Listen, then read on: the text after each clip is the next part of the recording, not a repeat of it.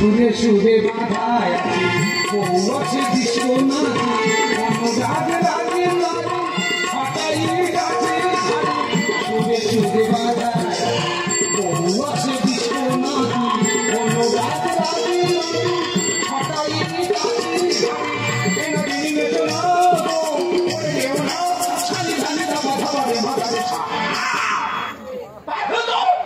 বাজে গোবিনা বাজে গোবিনা দাওনা দাওনা তুমি বাজে গোবিনা দাওনা দাওনা তুমি বাজে গোবিনা দাওনা দাওনা তুমি বাজে গোবিনা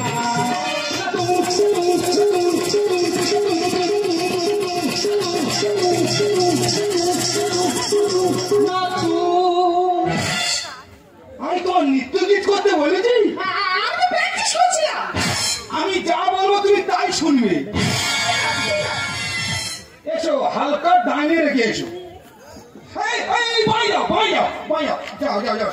যাও হালকা ডাইনে কেটে উঠে গিয়ে বাঁয়ে দাঁড়িয়ে যাও নাকি ইটের গাড়ি খালি গাড়িটা সাইড করে নি আমি কি বলছো তুমি একদম ভয় পাবে না সিজার তোমার হতে হবে না আর নার্সিং হোমে আমরা যাবো না ঠিক বলেছো না না ঢাকাদের বউদের সব নর্মাল বাচ্চা হবে আর আমাদের বউগুলো সব সিজারে হবে তাই আমরা গরিমানি বলে কি বলবো 3 দিন আগে হাসপাতালে নিয়ে গেছি এমন ডাক্তার বলছে বলে রুগীর গার্জেনকে আমি কেন আমি বলে আপনার স্ত্রীর তো পেটের মধ্যে বাচ্চা ঘুরে গেছে আমি বলি কেন ওটা কি বাস স্ট্যান্ড ওখান ঘোরাঘুরি করছে কি বলবো ভালো একটা গাইনি ডাক্তার দেখালো বলছে না এই বাচ্চা ঠিক আছে ভালো হাসপাতাল ডাক্তারের সঙ্গে নার্সিং হোম সব সেটিং আছে তোমাকে ভয় দেখাবে তুমি নার্সিং হোমে ছুটবে আর নার্সিং হোমে গেলে 35-40 টাকা খরচ এই যখন হাসপাতাল গেলে বলবে এই গর্ভবতী মাকে কেউ কাজকর্ম করাবে না আর দিদি যারা কাজকর্ম করছে তাদের বাচ্চাগুলো সব নর্মাল হচ্ছে যারা ঘরে বসে বসে খাচ্ছে নার্সিং হোমে যাচ্ছে 35-40 টাকা করতে আসছে ওই জন্য চিন্তা ভাবনা করেছি 2000 ইট কিনেছি কিনে পরিশ্রম করাচ্ছি বাবা বলছে বৌমাকে কাজ করাবি না আমি না 2000 ইট কেনা আছে ঘরে ভিতরে টুকটুক করে বোয়াচ্ছি তবে একটু আধটু পরিশ্রম করা দরকার দেখবে হবে না সিজার দেখো তুমি যে প্ল্যানটা করছো এই প্ল্যানটা যদি না সাকসেসফুল হয় তুমি কিন্তু আমার বাবা মরতে তোমার কতবার বলি জোরে কথা বলবে না তবে আমরা যে লাইন ধরেছি আশা করি আমাদের কাছে রেল লাইন হার মানবে দাদা আজ বাদে কাল আমার বউয়ের বাচ্চা হবে পাড়ার ছেলেরা মিজোরা যার খেলা দিয়েছে সেই খেলা আমাদের বউগার নাম দাদা কি বলবো খিরিজ গাছের মাথা উঠে দেখছি দেবলা বুড়ির মতো লোক পাড়াটা ভয় বাচ্চা ভক্ত তো গোর পেটে বাচ্চা সেই আমাদের চেয়ার খেলার নাম দিয়ে তাই নিতে বলবো না যে আমার দেখাশোনার বিয়েটা দিয়েছে যদি সামনে পাই তাতে কি করবো আমি নিজে দাদা সত্যি কথা বলবি তো দাদা তুই আমার দেখাশোনার বিয়েটা দিয়েছিস কি আমি তোর মাথা খারাপ হয়ে গেছে আমার শ্বশুর মশাই বললো বাবা ভক্তগোল ছেলেটা কেমন আমি খুব ভালো সেই বলতো আমার শাড়ি ছেলেদের বিয়েটা হলো মানে দাদা কি জানো না ঠিক আছে হ্যাঁ দিদি তুমি আমার দেখাশোনা করে বিয়েটা দিয়ে দেবো মোটেই না আমার মামার বড় খুকি ভক্ত বলে ছেলেটা কেমন আমি বলি খুব ভালো ইকো হচ্ছে সেইভাবে দেখাশোনা করে তো বিয়েটা দিল মানে দাদা কিছু জানে না দিদিও কিছু জানো না আমরা দুই লোকের নো ঠিক আছে দাদা তো ইবে হচ্ছে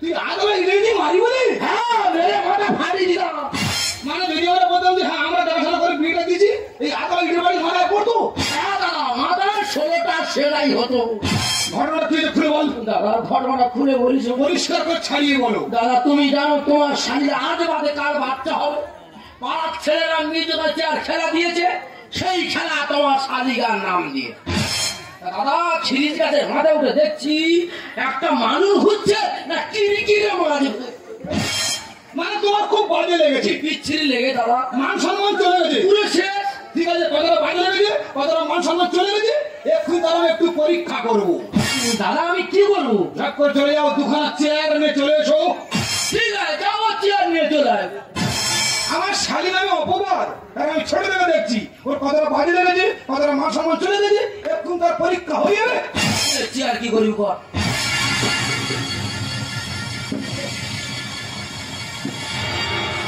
চলো পজিশনে চলো। দেখি আয় বস। আমি বলছি শোনা বলে তোমার ভগ্নিপদের গেছে মান সম্মান, তুমি একটু চেয়ার খেলা করে দেখিয়ে দাও তো তার উপযুক্ত প্রমাণ।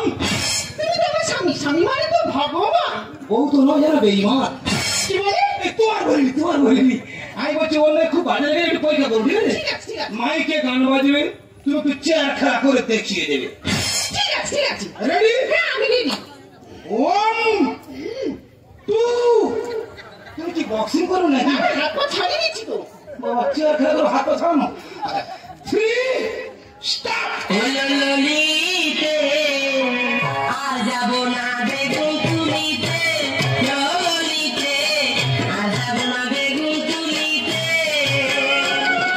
হাতে নাতে কলম ধরা, হাতে নাতে কলম ধরা, শরম লাগে বলিতে, আর যাব না বেগুন তুলিতে।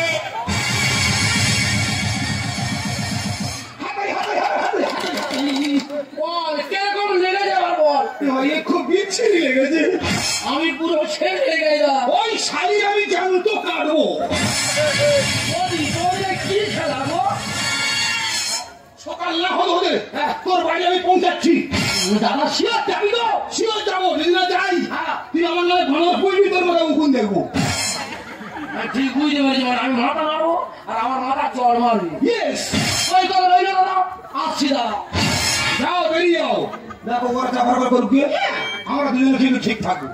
ঠিক বলেছো। তাহলে আমাদের কাজ কি? এগুলো হয়তো হবে 2000 ইট এখান থেকে বয়ে ওখানে নিয়ে যাবো, ওখান থেকে বয়ে সেখানে নিয়ে যাবো।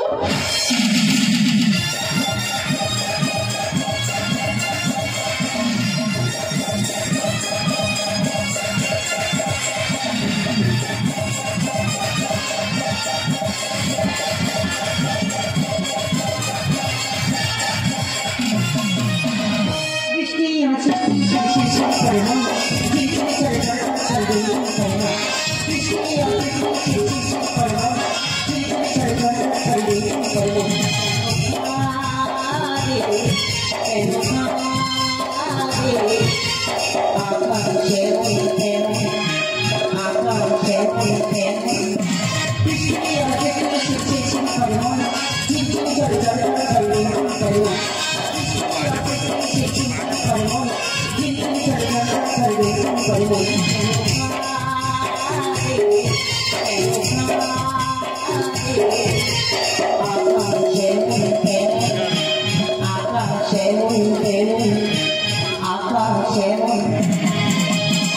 আমি বসলে বলতে পারি না, আর বললে বলতে পারি না। এদিকে টিপি করে বৃষ্টি পড়ে সামনের দিকে পা বাড়ানো যাচ্ছে না। এমন একটা মানুষ আমার এখানে দাঁড় করে তার কোথায় যে চলে গেছে, এখনো পর্যন্ত আসে না। ও দিদি গো, কালকে রাত্রে শুয়ে আছি, তার শরীরের ভেতরে যেন করছে। আমি বলে সারাদিন খাটাখাটি করেছি, শরীরটা খারাপ মতো লাগে। মা সকালবেলা উঠেছি, দেখি না এদিকটা টিম করে, আমার এদিকটা আর যত বেলা হচ্ছে কোমরে আমার যন্ত্রণা ছেড়ে যাচ্ছে। আমি এই যে এর পাশে থেকে আমার নাকশন নিয়ে চলো, এমন একটা লোক আমার নাকশনে গেলে সরে দাঁড় করে রেখে দেয়, আর কোথায় যে চলে গেছে এখন পর্যন্ত আসার নাম আছে। দাদা ভালো লাগছে না, এদিকে টাকার জ্বালা ওদিকে বইয়ের জ্বালা, মাথা পুরো শেষ হয়ে যাচ্ছে। কোথায় গেছিলে? এই তোর জন্য টাকা তুলতে গিয়েছিলাম। কি বলিস, কাগজপাতি জমা হয়ে গেছে, যাবো সোজা বেডে তুলে দেবো। দেখা হে পহলি বার দুজনা তো বিচ্ছিরি কারবার। যন্ত্রণা ঠিকরে মারে, যাচ্ছি চাইতে রে পুরে। দেখা হে পহলি বার দুজনা তো বিচ্ছিরি কারবার।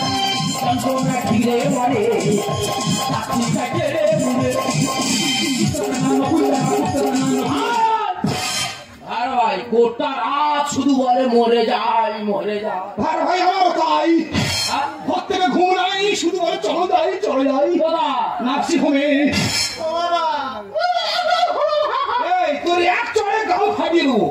তোর কেউ বলছিল ওই মিডিকেল চেয়ার খেলায় নাম দিতে? আরে বাবা, বিয়ের আগে তো খেতাম, আর যে শুনেছি ফার্স্ট তাই 10 বালতি আছে, লোক সামলাতে পারিনি।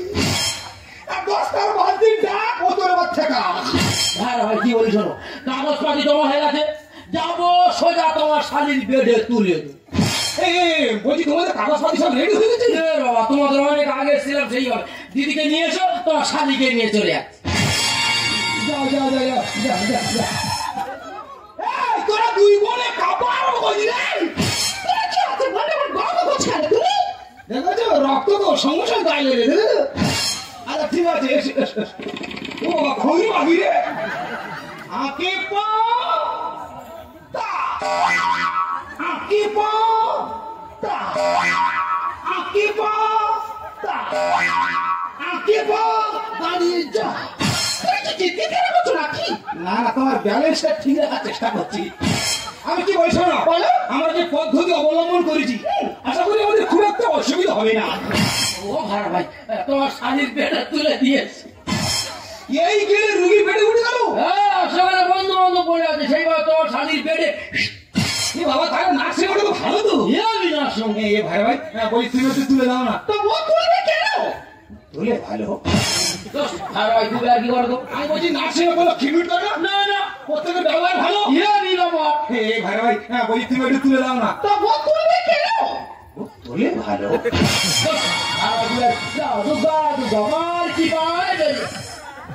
ও ভাড়া কি হয়েছে?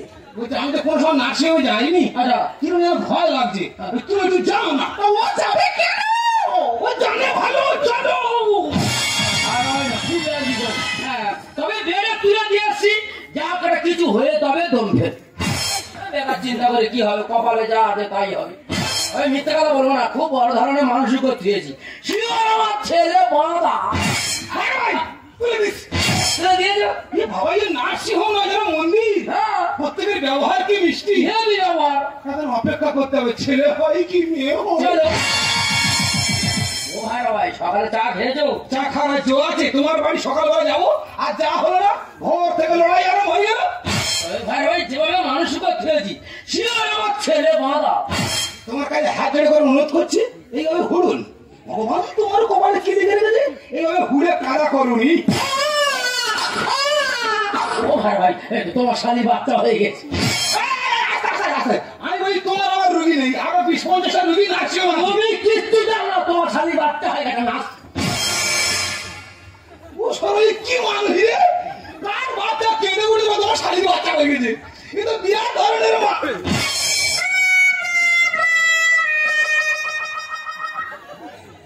কি ব্যাপার ঘোড়ার মতো ধুলো উড়িয়ে গেলে আর আসার সময় ইঁদুরের মতো কুটকুট করে ফিরে রে। তোমার শালির হয়নি গো, সিরাজের একটা ছেলে হয়। আমি জানি এরকম একটা কেসে ঘটবে। আমি কি বলছো ওই খাতা বিড়ালে তোমার কপালে জাল লিখে রেখেছে সেটাই হবে। এইভাবে পাগলামোটা মেরুনি। আচ্ছা 5 নম্বর বেডে গার্জেন কে আছে? ও ম্যাডাম আমার। আপনি? হ্যাঁ, আপনি কি করি মানুষ? কেন ম্যাডাম? আপনি পোলিও কার্ডের জায়গায় জব করে আছেন। কি হয়েছে? পোলিও কার্ডের জায়গায় জব কার্ড। এই তোরা দুই লোকে কি নার্সিং হোম আইডি কার্ড দিয়ে আইছিস? দেখুন যদি বাড়ি বাড়ি পোলিও কার্ডের ব্যবস্থা করুন। ম্যাডাম নিয়ে হলো আর আপনার পেছনে ডেলিভারি হয়ে গেছে। হয়ে গেছে। তবে হিসাব করতে হয়েছে। কেন? আর আপনার কন্যা সন্তান হয়েছে। ও ভগবান, পুরো ছেলে হয়ে গেলাম রে। এই ভাই ভাই ও ভাই ভাই কি হয়েছে? তাদের বাড়ি বলে লোক তুলে দাও। আমার বাবা জীবন শুনি খেলতে পড়ে এসে কোনদিন বলে লোক কি হয়। ওই সিজার হয়েছে বলে মেয়ে হয়েছে, নর্মাল হলে সিজার ছেলে হতো গো। ও সর্বনাশের যুক্তি বুদ্ধি গুলো রাখো। এই যে এইসব গল্প বাইরে বলি লোকেদের পাগলা বলে ঢিল মারবে। এই দাদা আপনি সাগর বেড়ে গেছেন। হ্যাঁ, হ্যাঁ। আপনার দুটো সুখবর আছে। ও মাগো আপনার প্রথম সুখবর হলো আপনার কি ডেলিভারি হয়ে গেছে। আচ্ছা তবে চিন্তার কোনো কারণে নর্মালি হয়েছে। আমি জানি তো। আর দ্বিতীয় সুখবরটা হলো আপনার ছেলে হয়েছে। তুমি তো খাইয়ে খাও বেশি ছেলে হতে আমি খুশি। খাইয়ে খাও বেশি ছেলে হতে আমি খুশি। এক শ্রেণীর মানুষ কেঁদে মরে, আর এক শ্রেণীর মানুষ নেচে মরে। কে জানে না তারপরে? আরে কি বলি? এই তোমার কে মানেছে? কেন ডাক্তারবাবু পাবি? কোন পথে গেছো? কেন ভাবি দিয়ে ডান দিকে চললো। এটা উনি ডান দিয়ে আমার ডান দিয়ে সব বাথরুম তো। এই দাদা একজনের সুখবর দিলাম, মিষ্টি কিন্তু দিতেই হবে। অবশ্যই মিষ্টি দেবো। বলছি বলছি নার্সিং হোমে কত স্টাফ আছে? কেন 20 থেকে 25 জন? 20 থেকে 25 জন। এমন ভাবে নার্সিং হোমে মিষ্টি ছড়াবো যেভাবে কাদায় হেঁটে যায় ওইভাবে মিষ্টির উপর হেঁটে চলে যাবে। তবে এখানে এলো মিষ্টি কিন্তু দিতেই হবে। ডাক্তার মারবো সারা শরীর চলে যাচ্ছে ভালো ভালো ওই ডাক্তার মারবো বলেছি ছেড়ে দে তোর পায়ে ধরেছি আস্তে আস্তে, তোর পায়ে ধরেছি আস্তে। ওরে ডাক্তার মারলে হিতে বিপরীত হয়ে যাবে। যা হয় হবে ডাক্তার মেরে তবে দম ফেলবো তোর পায়ে ধরেছি আস্তে আস্তে, পায়ে ধরেছি আস্তে, পায়ে ধরেছি আস্তে আস্তে, তোর পায়ে ধরেছি আস্তে। সাগরের মতো করে সাগরের মতো করে কেন করিস নিচে এত ছোট? ডাক্তার মেরে ছাড়বো পায়ে ধরেছি আস্তে আস্তে, পায়ে ধরেছি আস্তে, পায়ে ধরেছি আস্তে আস্তে, তোর পায়ে ধরেছি আস্তে। কেন হলো সেটা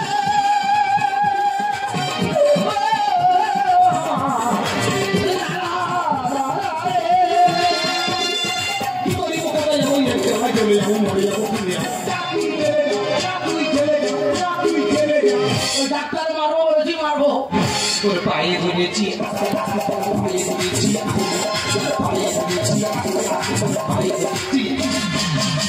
তুমি সুন্দর চলতে নার্সিং ঘর যাবে না তাই বলতে আমার তুই আমার বলছো কেন? চেঁচামেচি করছিস, তোমার এই ভগ্নি বোধ করছে। এই গন্ডগোলে হ্যাঁ ও বলেছে নর্মাল ছেলে হতো। ও আমি শুনেছি তা শুনেছি বলে হবে, কোয়া থেকে শুনেছিস বলবি তো। সিজার মেয়ে এ গোবিন্দ 3 ফুট গর্ত খলতো। কেন দাদা আমি তোর কি বলেছি গর্ত খুলে পুঁতবো? তুই নিজের দোষে নিজের গায়ে মেখে নিচ্ছিস কেন? এই গন্ডগোলে হ্যাঁ ও বলেছে নর্মাল ছেলে হতো। সিজার মেয়ে আমি মানবো না তো এ গোবিন্দ 3 ফুট গর্ত খলতো। সংসার করবো না আর কেউ করে থাকবো না আমি যাবো ভোর ভোর না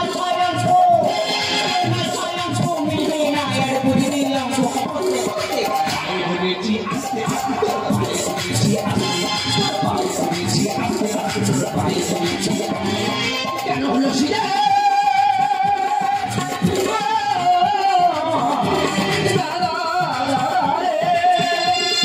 কি করি কত যাবো এতে হয়ে যাবো মরে যাবো ফিরে যাবো। তুই চলে যা, তুই চলে যা, তুই চলে যা। জানাবো তুমি কাকে বোঝাচ্ছ ও তো পরের কথায় নাচে আর কথা বলে জিরাপি পেঁচে আমার শাড়ি পূর্ণিমা ঠিক করে বলেছে। কেন সবাই বললো আমার ছেলে হবে এ শিওর এবার বাঁশ পেটা খাবে। এগুলো ঠিক না দাদা তুই সবার কথা নাচছিস কেন? সবাই কি দেখে বলছে? সবাই তো আন্দাজে বলছে।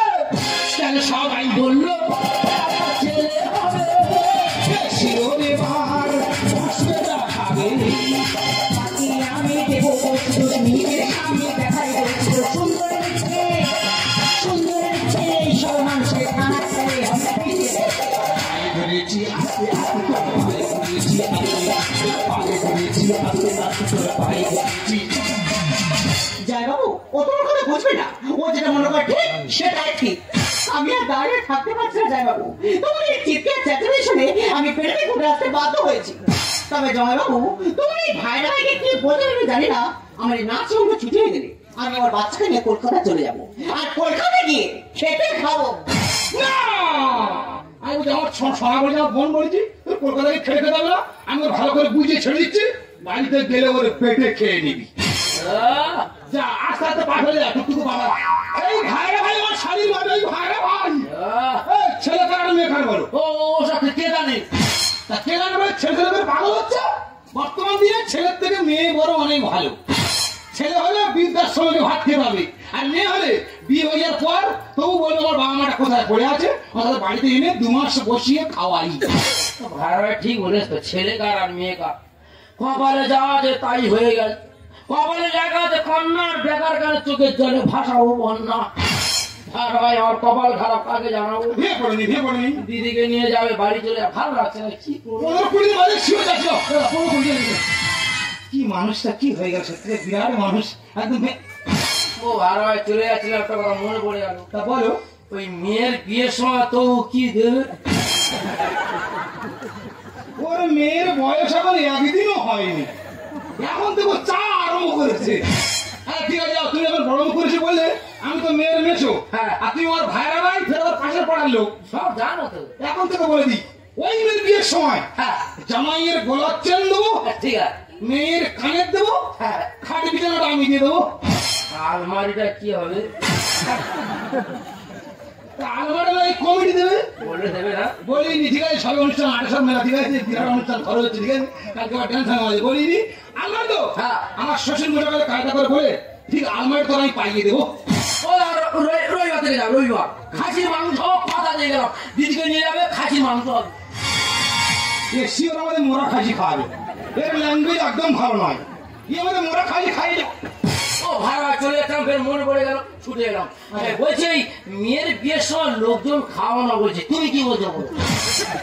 এই যাও খাওয়া দাওয়ার পর বলবো ডাল লবণ হয়ে গেছে, ও মাংস তরে ঝাল হয়ে গেছে, ওই জন্য ভাবছি বলি মেয়ের বিয়ের সময় লোকজন খাওয়ানো বলছে, তুমি কি বলছো? তোমার কাছে হাত জোড়ে করে অনুরোধ করছি, হ্যাঁ মেয়েটা বিয়ের বয়স হলে আমার বাড়িতে তুমি তুলে দিয়ে যেও। বিয়ে পর্যন্ত থাকবে, তাই তার আগে হয়তো পালাবে। আরে ও যদি একা সব লাইন যায় আমি কোন লাইনে হবো? যদি একা সব লাইন আছে মাথা খারাপ করে দেবে, বিষাক্ত জিনিস। একটু বলি, আমরা সবাই কি বলি যে ভারত মাতা ভারত মাতা ভারত মাতা, কেউ তো বলি না যে ভারত পিতা। সেই ভারত মাতার বুকে কন্যা সন্তান হবে কেন এত মাথা ব্যথা? সে দেশের মুখ্যমন্ত্রী রাষ্ট্রপতি মহিলা, সে দেশের কন্যা সন্তানের প্রতি কেন এত অবহেলা? রাস্তার কুকুর বেলা বুঝে বিপদের সময় তার কন্যা সন্তানকে মুখে করে নিয়ে অন্য একটা জায়গায় গিয়ে রেখে আসে। আর মানুষ এমন একটা বুদ্ধিজীবী প্রাণী, কন্যা সন্তান হলে হয় কাশ্মীরে ফেলে দেয়, হয়তো অন্য কাউকে দিয়ে দেয়। যাক, এটা তো গেল একটা দিক। তো এবার আমি আসি সিরিয়ালের দিকটাই নিয়ে। একটু গাজনের অভিনয় থেকে বেরিয়ে গিয়ে বলবো, প্রথমে বলবো দয়া করে এইভাবে আমার মতো ইট বানাবেন না। এইভাবে ইট বলা যে নরমালে বাচ্চা হয় এর কোনো মানে নেই।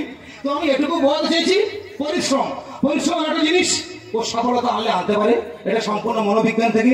আর এখন তো হামাশায় কম বয়সী মেয়েরা তারা সিজারে বাচ্চা হচ্ছে, কিন্তু তারা পরে বুঝতে পারবে এটা তো গাজন, একটু রূপ রস দেখাতে হয়, তাই দেখালাম। তো আমি আরো একবার বলবো, খবরদার কেউ এরকম করবো না যে সুন্দর নয় গাজনে ইট বানাতে গিয়েছে আমি বাড়িতে গিয়ে প্র্যাকটিস করবো, খবরদার না আমি ফিরে যাবো, ঠিক আছে? আমাকে ভাগ করাবে।